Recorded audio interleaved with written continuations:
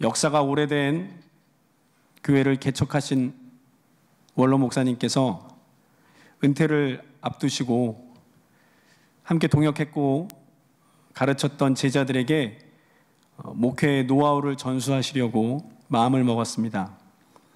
그래서 그 원로 목사님이 그 교회 이제 막 신학교를 졸업하고 들어온 제일 막내 전도사님에게 주일 2부 설교를 시키셨습니다. 전주에 부르셔서 전도사님, 다음 주 주일 2부 예배는 전도사님이 설교하세요. 그 전도사님 마음이 어떠셨을까요? 한 주일 내내 잠을 못 잤겠죠. 설교 준비를 열심히 한다고 해도, 저도 목사가 된 지 10여 년이 돼가지만 담임 목사님 저렇게 뒤에 계시면 설교할 때 긴장도 되고, 그런데 이제 막 신학교를 졸업한 전도사님은 오죽하셨겠습니까? 그래서 열심히 선교를 준비했습니다. 드디어 주일 2부 예배가 되었습니다. 강단에 올라갔습니다. 성가대 순서가 지나고 설교 시간이 되었습니다. 아무것도 생각이 나지 않았습니다. 원고를 다 적어왔는데 눈앞이 캄캄하고 아무 글자도 보이지 않았습니다. 그래서 그 전도사님이 이렇게 말씀하셨답니다. 성도 여러분, 오늘 제가 무슨 설교를 할지 아시겠습니까? 성도들이 뭐라고 말씀하셨을까요? 아무 말도 안 했으니까 알 리가 없죠. 그래서 모르겠는데요 그랬습니다. 그랬더니 이 전도사님이 저도 잘 모르겠습니다. 그리고 설교를 마치고 내려갔답니다. 내려가서 원로 목사님한테 이제 혼나겠다, 난 쫓겨나겠구나 마음을 먹고 조마조마한 마음으로 목사님 방에 들어갔습니다. 그랬더니 목사님이 혼내시기는커녕 전도사님 다음 주 한 번 더 하세요 그러더랍니다. 차라리 쫓아내라고 짐 싸라 그랬으면 마음이라도 편할 텐데 한 번 더 하라니까 또 열심히 준비했습니다. 강단에 올라갔습니다. 잘했겠죠? 설교가 한 주 만에 느는 게 아닙니다. 또 앞이 깜깜하고 아무 생각이 나지 않았습니다. 그래서 전도사님이 성도님들에게 이렇게 또 물었습니다. 사랑하는 성도 여러분, 오늘은 제가 무슨 설교를 할지 아시겠습니까? 그랬습니다. 그랬더니 이제 성도님들이 이 전도사님보다 지혜로우셔가지고 지난주에 모르겠는데요 그랬더니 이제 전도사님이 목사님께 혼났을 것 같거든요. 그래서 이 전도사님을 도와주시려고 성도들이 한 마음으로 잘 알겠습니다 그러셨대요. 설교 시작도 전인데. 그랬더니 이 전도사님이 아시면 됐습니다, 할 게 없네요 그러고 내려갔대요. 그래서 뭐 이제 마지막인데 뭐 이제 쫓겨나는 일만 남았다 그러고 짐을 싸면서 원로 목사님 호출을 기다렸답니다. 근데 목사님 정말 부르시더니 나가 그러지 않으시고 다음 주 한 번 더 해 그러시더래요. 그래서 똑같이 이제 뭐 될 대로 되라 그래 준비도 안 하고요 그냥 기도만 하고 강단에 섰습니다. 그리고 전도사님이 똑같이 물었습니다. 성도 여러분, 오늘은 제가 무슨 설교를 할지 아시겠습니까? 그랬더니 이제 성도님들이 고민이 되는 겁니다. 모른다고 그래도 혼났을 거고 안다 그래도 분명히 지난주에 혼났을 텐데 뭐라 그럴까 그래도 고민하다가 성도님들이 꾀를 내셔서 요쪽 반은 모르겠다 그러고 요쪽 반은 알겠습니다 그러셨대요. 반씩 하면 뭐 얼추 맞겠거니. 그랬더니 이 전도사님이 갑자기 그 성도들이 반씩 대답하는 걸 들으시고 갑자기 마음에 은혜가 떠올라서 이렇게 말씀하셨대요. 그러면 아는 분이 모르는 분들에게 가르쳐 주시면 되겠네요. 그리고 내려갔답니다.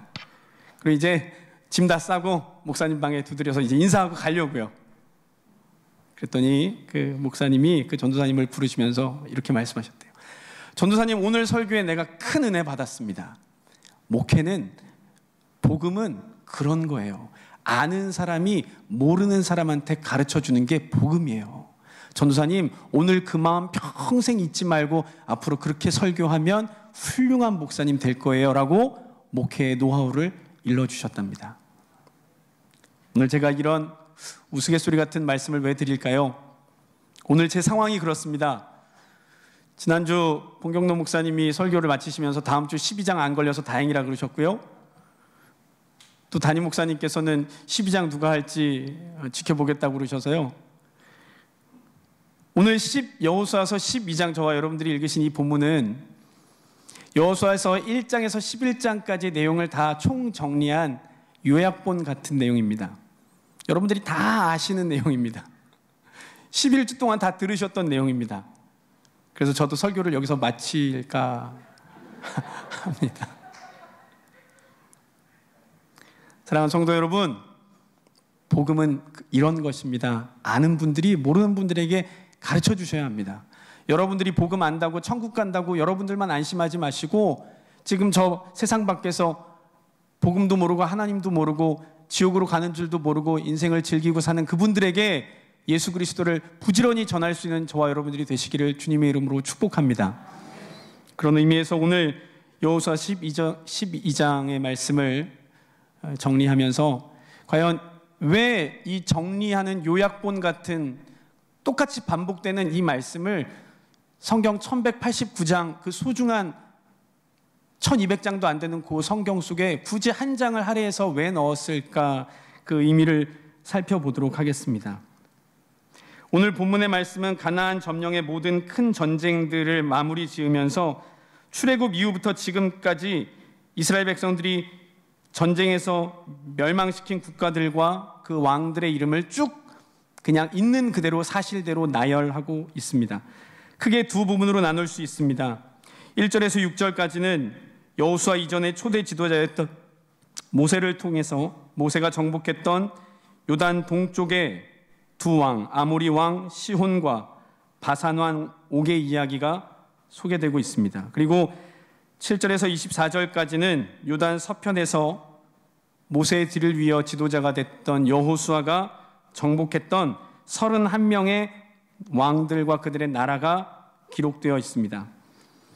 이 명단은 단순한 나열 같지만 우리는 이 땅의 경계들과 왕들의 이름을 보며 하나님께서 이 모든 일을 이미 약속하셨고 그 약속대로 이루셨다는 사실을 확인할 수 있습니다. 이제 그 과정을 다시 한번 상세히 되짚어 보며 하나님이 이스라엘 백성들에게 베푸신 그 요소요소의 은혜가 무엇인지 살펴보도록 하겠습니다. 먼저 전반부에 소개된 모세가 정복한 요단 동편 땅의 과정을 살펴보겠습니다. 아모리 족속의 한 부족을 이끌던 시혼은 요단 동편의 남쪽 왕국을 통치하던 왕이었습니다. 그 나라의 수도는 헤스본이었습니다. 그리고 그가 다스렸던 지역은 오늘 성경 1절에서 6절에 기록한 것처럼 아르논 골짜기와 인접한 아로엘에서부터 그 골짜기 중간과 암몬 자손과의 경계인 야복강까지입니다. 길랏 지역이 바로 여기에 포함됩니다.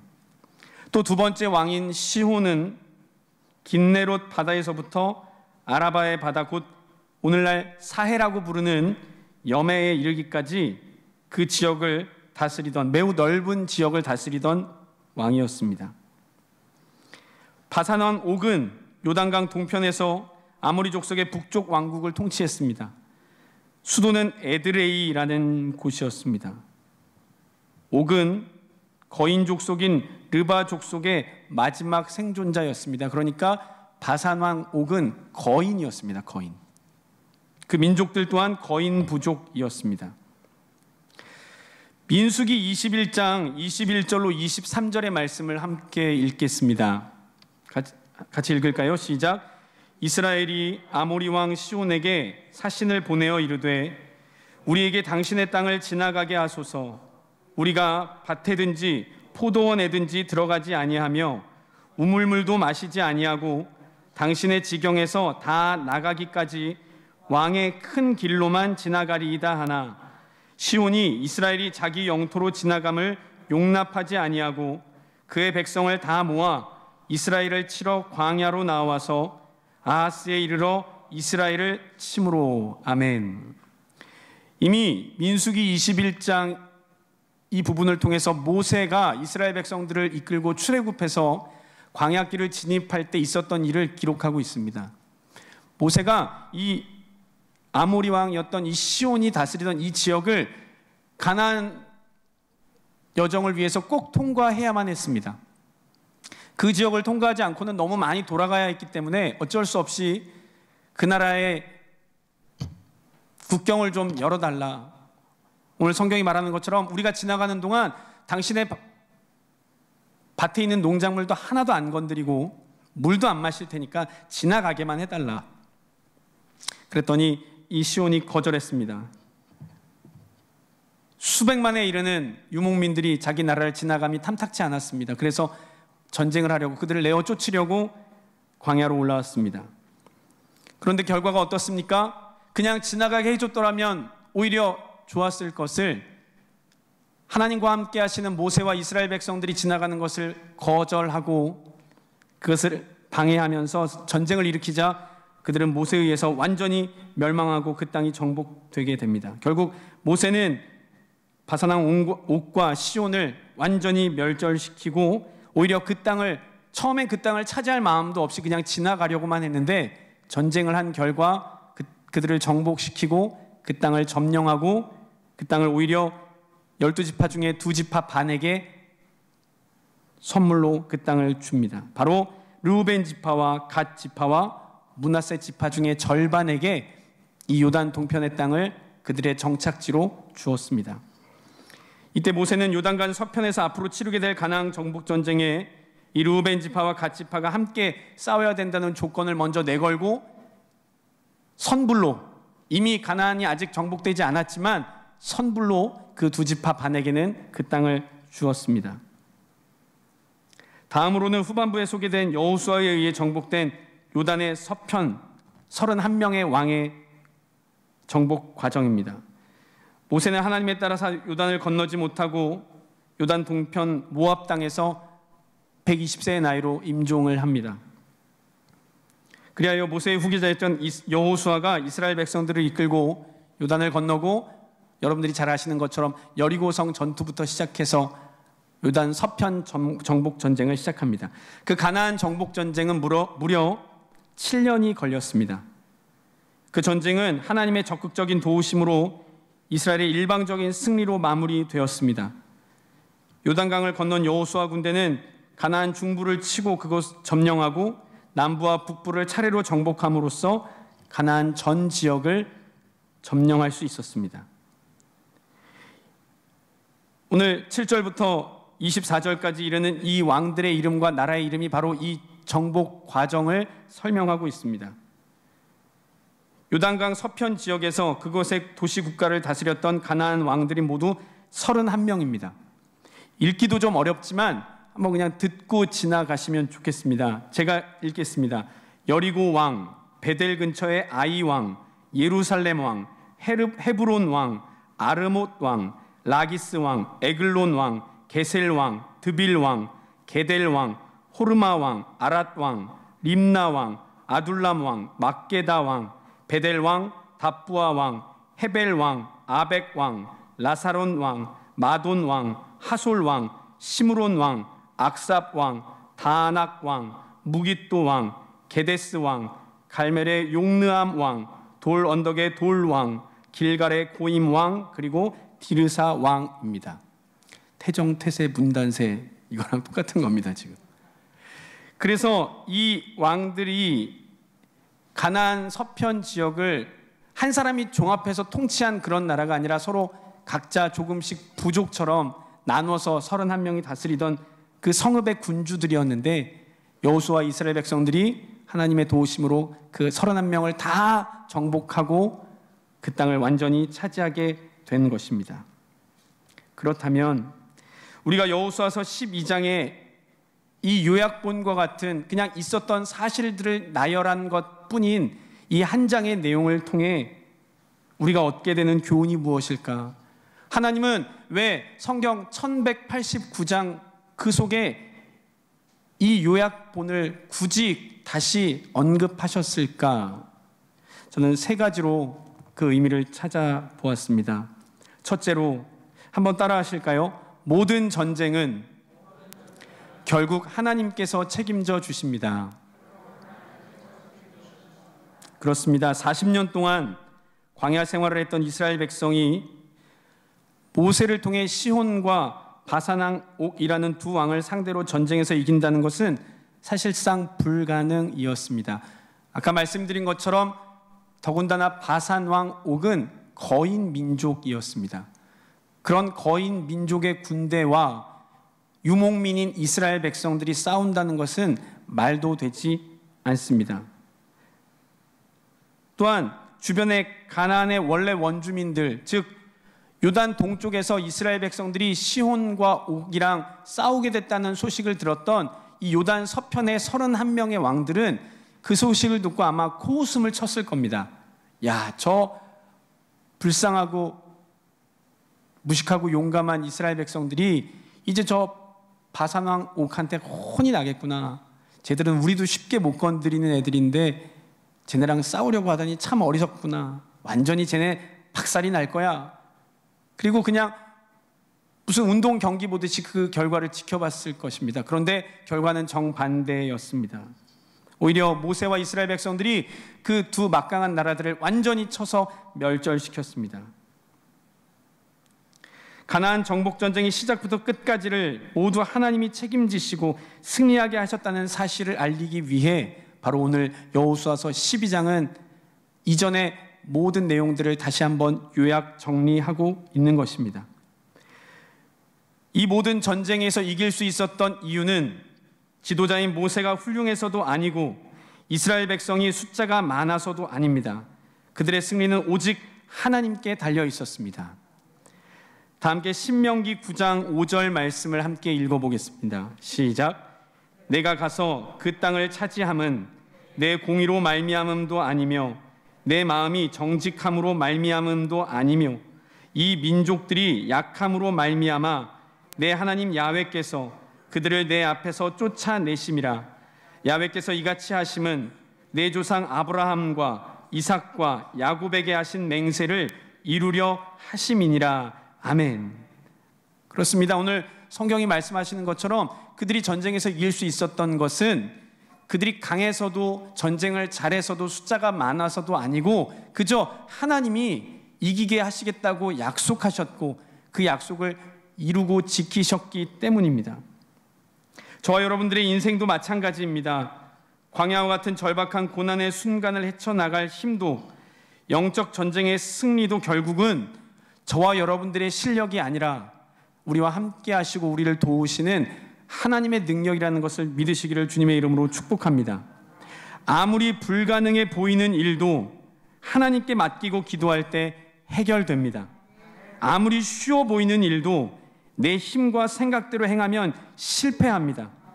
인생의 모든 순간을 이와 같이 하나님만 의지하시고 하나님 뜻대로 행하시는 여러분 되시기를 주의 이름으로 축복합니다. 여호수아 12장을 통해 배울 수 있는 두 번째 교훈은 한번 따라 하실까요? 하나님의 축복에는 우리의 책임도 뒤따라야 합니다. 가나안 정복 전쟁의 기록을 통해 우리가 배울 수 있는 또 한 가지는 하나님의 축복에는 우리의 역할과 책임도 뒤따른다는 사실입니다. 하나님께서는 모세와 여호수아를 통해 큰 규모의 전쟁을 모두 이기게 하셨습니다. 모세를 통해 동쪽의 큰 두 왕을 물리치셨고 여호수아를 통해 서쪽의 31명의 왕들을 완전히 이기게 하셨습니다. 그러나 그렇다고 해서 이 시점, 즉 여호수아 12장에 말씀하신 것처럼 여호수아가 31명의 왕들을 다 이긴 이 시점이 가나안을 완전히 정복한 시점은 아니라는 것을 우리는 주목해야 합니다. 민수기 33장 51절로 53절 말씀을 같이 한번 읽어보겠습니다. 시작. 이스라엘 자손에게 말하여 그들에게 이르라. 너희가 요단강을 건너 가나안 땅에 들어가거든 그 땅의 원주민을 너희 앞에서 다 몰아내고 그 새긴 석상과 부어 만든 우상을 다 깨트리며 산당을 다 헐고 그 땅을 점령하여 거기 거주하라. 내가 그 땅을 너희 소유로 너희에게 주었음이라. 아멘. 그렇습니다. 하나님께서 이스라엘 백성들을 도우셔서 큰 전쟁을 다 이기게 하셨지만 그것으로 완전히 정리가 된 것이 아니라는 겁니다. 이스라엘 백성들이 이제 그 큰 전쟁 뒤에 남아있는 자녀 병력들 또 그 땅에 기존의 풍습이 내려오던 우상과 이단의 문화들을 깨끗이 다 정리해야만 했습니다. 하나님이 큰 승리를 거두게 하셨지만 그 기업으로 받은 분배받은 땅을 완전히 이스라엘 백성의 축복의 땅으로 삼으려면 이스라엘 백성들이 해야 할 일들이 있었다는 것입니다. 민수기 33장 55절은 또 이렇게 기록합니다. 너희가 만일 그 땅의 원주민을 너희 앞에서 몰아내지 아니하면 너희가 남겨둔 자들이 너희의 눈의 가시와 너희의 옆구리에 찌르는 것이 되어 너희가 거주하는 땅에서 너희를 괴롭게 할 것이요. 아멘. 실제로 이스라엘 부족의 몇몇 부족들은 하나님이 말씀하신 것처럼 그 땅을 정복하고 완전히 점령하기 위해 남아있는 잔당들을 완전히 소탕해야 하는데, 그것이 귀찮고 또 그 싸움에서 피해 입을 것이 두려워서 그들과 적당히 화친하고 지내게 되므로 끝까지 고통받게 됩니다. 하나님이 원하시는 이스라엘 정복은 그런 것이 아니었습니다. 큰 전쟁도 승리하고 이스라엘 백성들이 직접 나가서 칼을 들고 몸을 부딪히며 그 땅을 기존에 차지하고 있던 부족 원주민들을 완전히 몰아내는 그러한 수고를 할 때 하나님이 그 땅을 그들에게 완전한 선물로 주시는 것입니다. 우리의 신앙도 마찬가지입니다. 하나님께서 아무리 우리에게 축복을 부어주시려고 해도 우리가 우리의 책임과 의무를 다하지 못하면 그 축복은 절반의 축복에 그치지 않습니다. 마치 램프를 문지르면 요정이 뿅 하고 나와서 3가지 소원 들어드리겠습니다 라는 외국의 한 우화처럼 하나님을 그런 요정과 같은 하나님으로 섬기고 믿지 마시기를 주님의 이름으로 부탁드립니다. 우리 하나님은 그런 하나님이 아닙니다. 마술사 같은 하나님이 아닙니다. 우리를 도우시지만 우리가 우리의 해야 할 일들을 최선을 다할 때 하나님의 그 도움과 능력이 우리에게 온전한 축복으로 오게 됨을 믿으시기를 주님의 이름으로 축복합니다. 그래서 예레미야 33장 3절은 이렇게 고백합니다. 너는 내게 부르짖으라. 내가 내게 응답하겠고 내가 알지 못한 크고 은밀한 일을 내게 보일 텐데, 그러기 위해서는 우리가 뭘 해야 합니까? 부르짖어야 합니다. 하나님, 제 문제 아시죠? 알아서 해결해 주세요. 이건 올바른 신앙의 모습이 아니라는 겁니다. 하나님이 우리가 말하지 않는다고 모르실까요? 아니요, 다 아십니다. 그럼에도 불구하고 하나님께 새벽을 깨워 부르짖고 금식하고 부르짖고 목이 새도록 눈물이 흐르도록 하나님께 부르짖을 때 하나님이 우리에게 응답하여 주실 줄로 믿습니다. 하나님께 문제를 놓고 부르짖는 간절한 기도가 필요한 때입니다. 놀라고 두려워할 필요는 없지만 담대한 믿음의 도전이 필요한 때입니다. 사망과 저주는 하나님께서 구원으로 해결해 주셨지만 날마다 죄와 싸우고 회개하는 일을 게을리하지 말아야 할 줄로 믿습니다. 할렐루야. 그저 하나님께 어린아이처럼 알아서 해달라고 떼쓰고 해주시기를 입 벌리고 바라는 그러한 어린아이와 같은 믿음에서 벗어나셔서 부르짖고 노력하고 싸워서 쟁취하는 그런 복된 여러분들 되시기를 주님의 이름으로 축복합니다. 마지막 3번째로 여호수아 12장을 통해 우리가 얻을 수 있는 영적 교훈은 한번 따라하겠습니다. 받은 복을 세어 보아야 합니다. 여호수아가 이제 정복 전쟁을 거의 마무리하는 시점에서 이스라엘 백성들을 다 앉혀놓고 오늘 본문처럼 지난 7년 동안의 이야기를 마치 지나간 옛 이야기 하듯이 백성들에게 들려주었습니다. 오늘 이 여호수아서 12장을 저희는 글로 읽지만 이 당시에 여호수아의 입술의 말을 통해 이 이야기를 듣던 이스라엘 백성들은 어떤 마음이었을까요? 지금은 곁에 없지만 그들에게 잊을 수 없는 지도자였던 모세가 동쪽 지방 정복 이야기를 들을 땐 모세를 추억하며 그 시절을 떠올리고 감사했을 것입니다. 여리고성 정복 이야기가 나올 때는 처음엔 두려웠지만 하나님의 말씀을 믿고 여리고성을 7일 동안 돌았을 때 무너지던 그 놀라운 기적의 현장을 떠올리며 하나님을 찬양했을 것입니다. 또한 스디슨 아이성 전투에서 실패 이야기를 들을 땐 부끄럽고 뜨끔하고 회개의 마음이 우러나왔을 것입니다. 오늘 본문이 가지는 의미가 바로 여기에 있습니다. 우리는 삶을 살다가 중간에 가끔 반드시 멈추어 서 보아야 합니다. 그리고 반드시 지금까지 내가 하나님께 받은 복을 세어보고 돌이켜 보아야 합니다. 그러면 불평과 불만이 가득했던 내 삶에 지난날 주신 기가 막힌 하나님의 은혜를 깨달을 수 있습니다. 죄에 둔감해져 멸망의 길로 가고 있는지도 모른 채 타락해가던 내 삶에 실패를 통해 나를 꾸짖고 회개하게 하신 하나님의 은혜를 떠올리며 회개할 수 있는 기회를 얻게 되실 것입니다. 더 이상 일어설 힘이 없고 주저앉고 싶을 때 태양을 하늘에 머물게 하시고 여리고성을 무너지게 하신 하나님의 능력을 깨닫고 다시 일어날 새 힘을 주실 줄로 믿습니다. 오늘 이스라엘 백성들이 지난 7년의 이야기를 들으며 느꼈던 그 감정을 오늘 여호수아서 12장을 읽는 저와 여러분들도 똑같이 느끼실 수 있게 되기를 주님의 이름으로 부탁합니다. 오늘 말씀 전에 함께 불렀던 찬송가 429장의 가사를 제가 다시 한번 읽어보겠습니다. 세상 모든 풍파 너를 흔들어 약한 마음 낙심하게 될 때에 내려주신 주의 복을 세어라. 주의 크신 복을 내가 알리라. 2절입니다. 세상 근심 걱정 너를 누르고 십자가를 등에 지고 나갈 때 주가 내게 주신 복을 세어라. 두려움 없이 항상 찬송하리라. 3절입니다.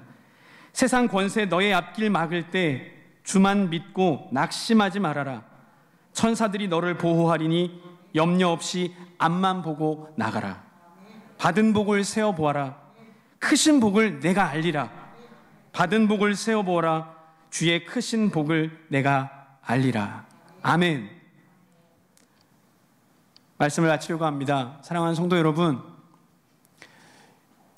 혹여 지금 여러분들의 마음에 원망과 불평이 있으시다면 지나간 날 여러분들에게 부어주셨던 하나님의 은혜를, 하나님의 축복을 돌아보고 멈춰서서 세어보시기를 주님의 이름으로 축복합니다.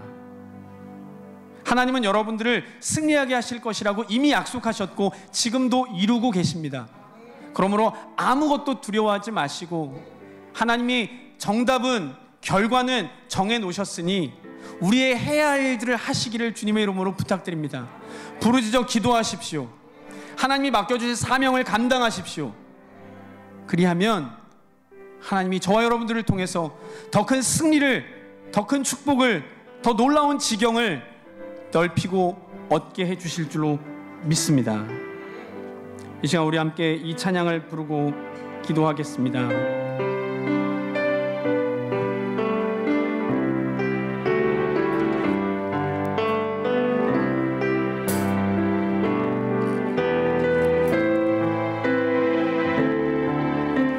세상의 유혹 시험이, 세상의 유혹 시험이 내게 몰려올 때에 나의 힘으론 그것들 모두 이길 수 없네.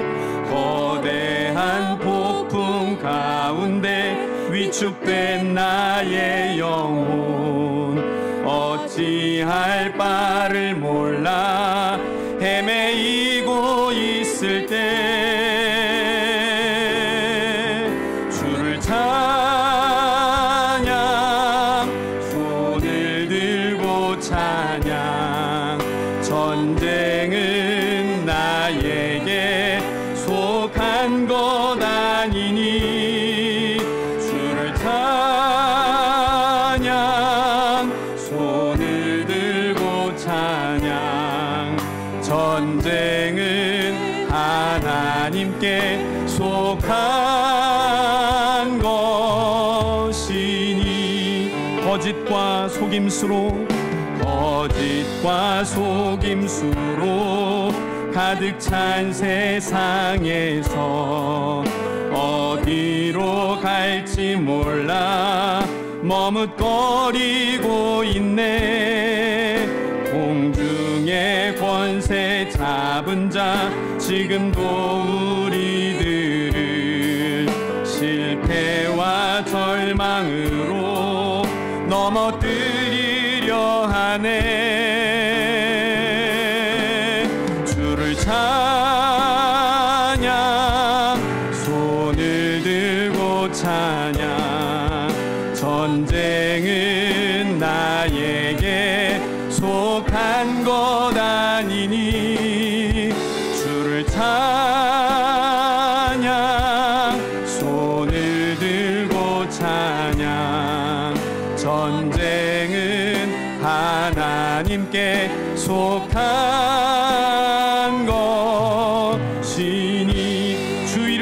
둘러보면 주위를 둘러보면 아무도 없는 듯 믿음의 눈을 들면 보이는 분 계시네. 지금도 내 안에서 역사하고 계시는 사망과 어둠의 권세 물리치신 예수님, 주를 찬양, 손을 들고 찬양. 전쟁은 나에게 속한 것 아니니 주를 찬양, 손을 들고 찬양. 전쟁은 하나님께 속한 주를 찬양, 손을 들고 주를 찬양, 손을 들고 찬양. 전쟁은 나에게 속한 것 아니니 주를 찬양, 손을 들고 찬양. 전쟁은 하나님께 속한 것이니. 이 시간 우리 함께 기도하길 원합니다. 하나님, 주님께 모든 것을 의지합니다. 우리의 맡겨주신 사명을 감당하길 원합니다. 모든 전쟁은 하나님이 이기게 하신 것을 믿사오니 두려워하지 말고 놀라지 말고 주님 손 붙들고 승리하는 인생이 되게 하여 주시옵소서. 우리의 질병의 저주가 끊어지게 하시고 삶의 문제가 해결되게 하여 주시고 믿음의 소원이 응답되게 하여 주시옵소서. 우리 주님 이름을 한번 부르고 통성으로 기도합니다. 주여!